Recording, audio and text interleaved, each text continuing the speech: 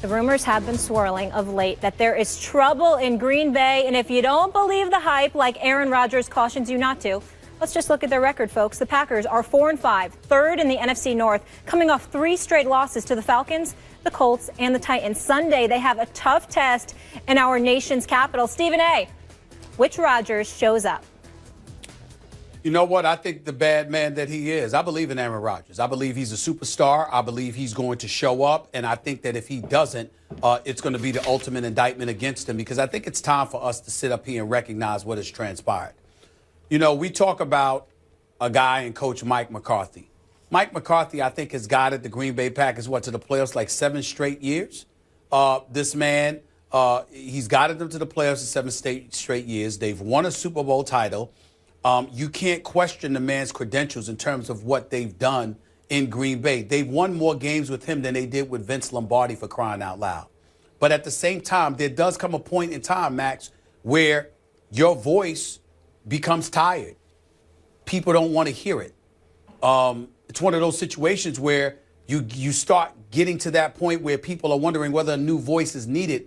And it especially elevates exponentially when you consider the fact that you have the greatness of a quarterback in Aaron Rodgers and you don't feel like it's being maximized. There are very rare situations, Max, where the standard that exists in Green Bay exists, period. Pittsburgh, Green Bay, once upon a time, Dallas and San Francisco. You get the playoff victories, that's fine. But it's about Super Bowls. Brett Favre delivered the Super Bowl with 2 Super Bowl appearances. Aaron Rodgers delivered the Super Bowl, but hasn't been back to the Super Bowl since. There was a divisional playoff loss after they won that Super Bowl as the 6th seed in 2010. There was a collapse against Seattle that ultimately followed. There's been 6 full seasons where there's been no Aaron Rodgers in Super Bowl mentioned in the same breath. And at some point in time, you're not going to question the talent when the talent still exists in the greatness of an Aaron Rodgers. You're going to question the coach. So I think saying all of that, Sunday's game in D.C. is pivotal, because if Aaron Rodgers doesn't show up and play big time, particularly off of a collapse, the likes of which we saw last week with Green Bay against Tennessee, especially if that defense stinks up the joint again, I think that seat, that hot seat, that Mike McCarthy may be on from that fan base in Green Bay is going to intensify greatly. And I think Aaron Rodgers knows it. I think he steps up. He responds to the challenge. I think the rest of the team does so as well.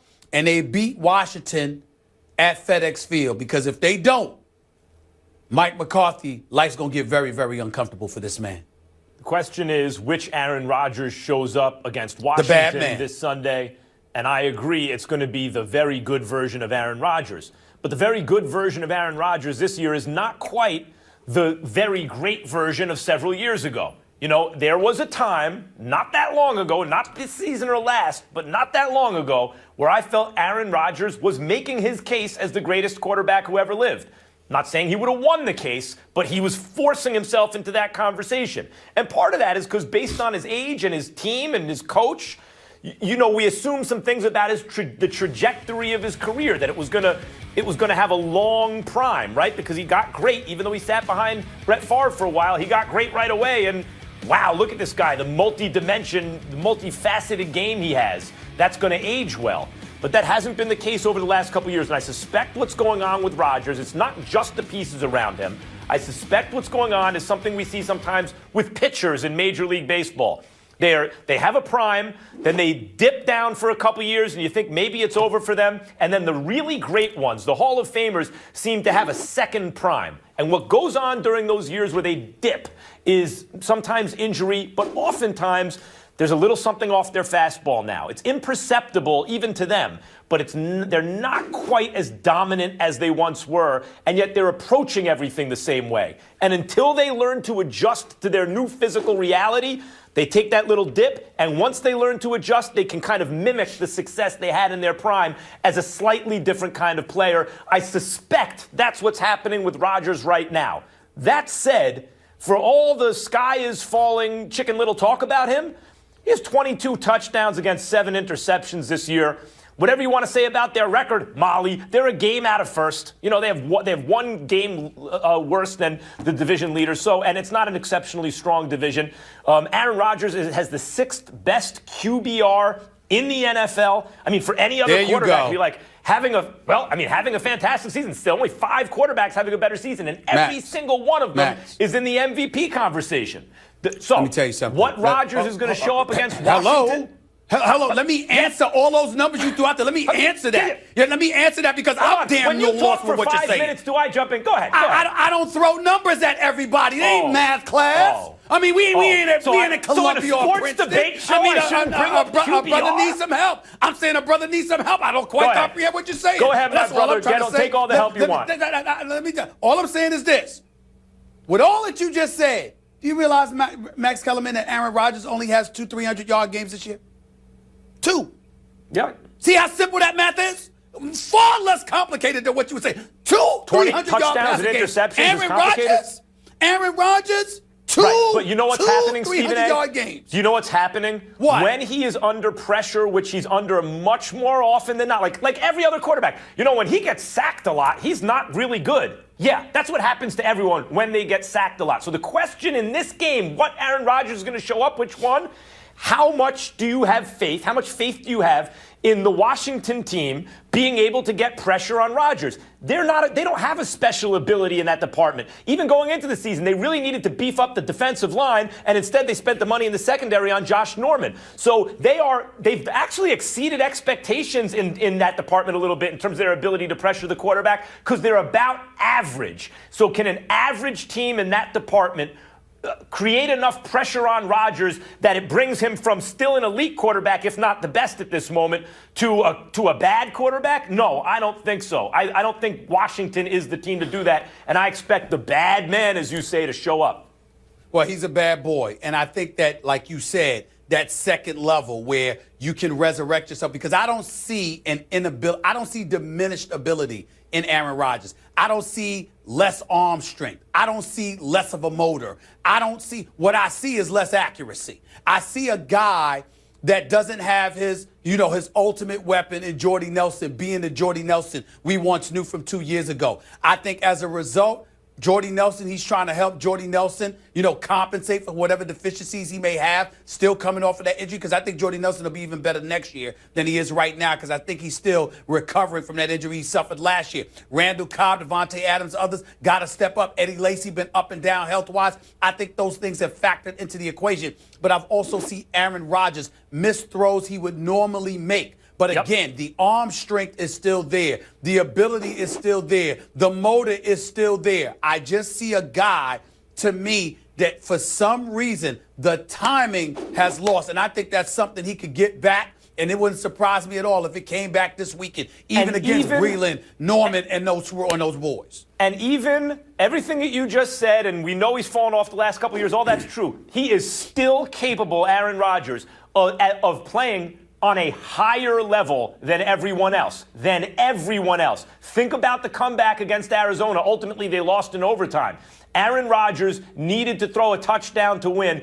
Scrambled out. I mean, avoided pressure with his legs, kept his eyes down the field. Amazing, as usual. There's escapability, as they say. And threw, a 60-yard Hail Mary down the field. But you can't really call it a Hail Mary because he threw it where only the offensive player had a chance at the ball. And then they called it back. And then he did it again on the next play, bringing that team to overtime. No one can do it like that except for Aaron Rodgers. And we saw it as recently as the last playoff game he played at the end of last season. It's still in there somewhere. Mm-hmm. So I expect him to ball against Washington. All right. Well, forget the struggles on the field. We had Randall Cobb with the indirect message to Rodgers saying we need to stop pointing fingers at each other, keeping things in-house, keep it tighter, and stick together. We'll see if they can get it done. Sunday Night Football, Washington favored by 3. But coming up next, don't miss your chance to enter the First Take Your Take viewer contest. We are less than a week away. You can win a chance to debate Stephen A. and Max right here on national TV. Go to firsttakeyourtake.com, upload a 1-minute video with your best original sports debate. Keep it clean. We'll pick 2 winners, and you'll be taking on Stephen A. and Max at the debate desk. Here is a few of our latest submissions. I think it's absolutely preposterous for someone like Conor McGregor to think they can hop in the ring with Floyd Money Mayweather and get a W. I seen tough guys at your local Dave & Buster's that'll put a whooping on Conor McGregor. Even in a boxing fight, you're not even going to last 5 rounds. You'll be sucking for air. Everybody's going to want to see Floyd lose. There's going to be a lot of disappointed people walking around here. Now, Mayweather can play the media and say, I'm an elephant, I don't see the ants, but he definitely hears them, and he knows the sound of money, ching ching. Good luck. You can't hit what you can't see. Mayweather's too fast. You want them to fight? Give them a price they can't refuse. $1 billion purse. It's all about the ladies for me, gentlemen. I kind of liked it. She had a little sassiness. She had a little flavor. Sassiness to her game. I kind of liked her. She brought The other fellas they were all right, but she was good. All right, let's get into it. Quick hits, gentlemen. We start with New England. Fans have a little cause for concern this week as star tight end Rob Gronkowski missed his 3rd straight practice today. What impact will Gronk's injury have on the Pats, Max? Huge. If I was a Pats fan, I'd be going crazy right now. When Gronk is Gronk, they're the odds-on favorite to win the Super Bowl. When he's compromised, suddenly they're beatable. Even like in the Super Bowl with the jump ball that Tom Brady threw and he couldn't get it against the Giants. Without Gronk, they're just a nice playoff team. With him, they're the odds-on favorite. I'd be petrified anytime I heard injury reports on Gronkowski. That's fair in the grand scheme of things, but not this week because they're going up against Chip Kelly's 49ers. End of discussion. We got the music back, Stephen A. Earlier this week, Odell Beckham Jr. said the Giants, yes, work it, have the Super Bowl defense. But yesterday, his teammate Jason Pierre-Paul wants him to dial back the championship talk as they don't need a new hype. Does JPP have a point? Yes, he does. Because they're the Giants and they've missed the playoffs 6 of the last 7 years. I mean, they got to get it together. And just because you're having a good run right now, let's put things in perspective. You need to continue to produce. Let's make the playoffs first. Crawl before you walk, Odell Beckham Jr. Crawl before you walk. Super Bowl, Odell, 1 game at a time. That'll take care of itself. JPP's absolutely right. It's all about the Friday jams right now. Big matchup in the AFC South on Sunday between the Titans and the Colts. Which quarterback would you rather have, Max Kellerman, Mariota, or Luck? Mariota's a fantastic quarterback. I'd rather have Andrew Luck than anyone. The answer is Luck. I would go with Marcus Mariota for this particular game because I don't like the way the Colts have been taking care of Andrew Luck. We're not just thinking about Andrew Luck's talent. We're thinking about his situation. Mariota appears to be in a better situation, at least for the moment. Stephen A., the #1 overall pick in this year's draft, Jared Goff, will make his NFL debut this week against the Dolphins. What do you expect? Nothing. He plays for Jeff Fisher, going up against the Miami Dolphins, who've won 4 in a row. Anything is going to succeed Case Keenum, who isn't that great, and we all know it. They're the worst offense in football, but that's not Jared Goff's fault. I think he's a sacrificial lamb this week. I hope otherwise, but I suspect he is. I mean, listen, they have no offense. So Goff doesn't have to be great, and I'm not expecting anything from him either, or else he would have started already. But if he's this much better than Case Keenum with some of these low-scoring games these guys have been involved in, he'll look really good because they'd have a chance to win some of these games. Not expecting it, but he doesn't have to do much to look good next to Keenum. Gentlemen, I know you're tough critics. We talked about Goff making his debut. We had a little trial run today on ESPN. How'd we do? What do you think? Me personally, Molly, I think we did absolutely wonderful. You led the way. You led the way. Max, black suit, nice shirt, questioning the tie, but that's me. From where I'm sitting, it went great. I win all the arguments, so, it feels good to me. You have to ask Stephen A. what it feels like, though. All right, guys, thank you. It was fun. Max, we'll be watching you on Saturday night. Stephen A., have a great weekend as well, and we will see you all on Monday.